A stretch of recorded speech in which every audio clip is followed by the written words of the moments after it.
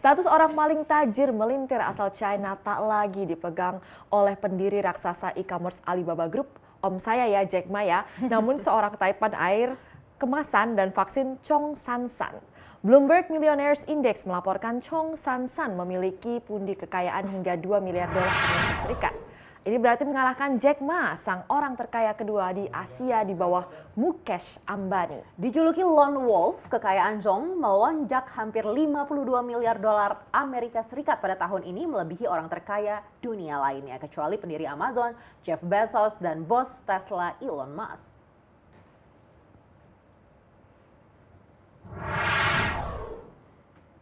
Jadi sekarang jawara Crazy Rich asal China ini adalah Chong San San yang mampu memupuk subur pundi-pundi hartanya dari aksi penawaran saham perdana perusahaan air kemasan Nongfu Spring. Hebatnya produk air kemasan ini ternyata adalah yang paling populer di Hong Kong.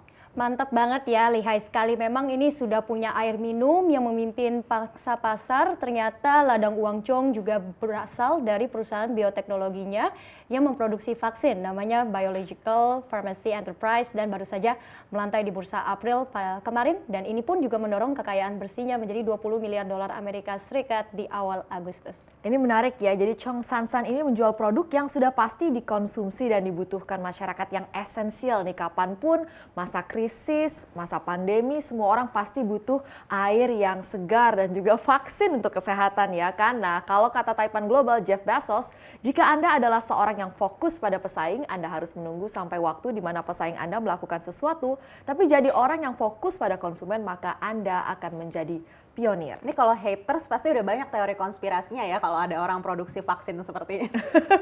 Dan teman-teman, meski Jack Ma tergeser, namun ia mungkin bisa menyalip Zong lagi dari penambahan dana yang didapat saat IPO Ant Group milik Alibaba di bursa AS pada bulan depan. Lalu kita akan beralih ke informasi lainnya. Ini terkait dengan mie instan. Menteri Pertahanan Prabowo Subianto mengungkap Indonesia merupakan salah satu peringkat tertinggi dalam mengkonsumsi mie instan. Ini prestasi apa enggak? Mungkin kita harus lihat dari positifnya ya. Dan karena itu butuh strategi khusus untuk memastikan Indonesia memiliki ketahanan pangan, termasuk mengantisipasi kebutuhan tinggi konsumsi mie. Prabowo menjelaskan ketahanan pangan ini lewat menjamin Indonesia tak perlu tergantung bahan impor untuk kebutuhan pangan. Rencananya pemerintah akan memprioritaskan pembangunan food estate di Kalimantan Tengah. Salah satu tanaman yang akan dikembangkan adalah singkong yang akan dimulai pada 2021 mendatang. Prabowo mengungkapkan singkong memiliki banyak produk turunan yang bermanfaat pada ketahanan pangan. Salah satunya adalah mokaf, yaitu bahan pangan untuk roti dan juga nasi dari singkong.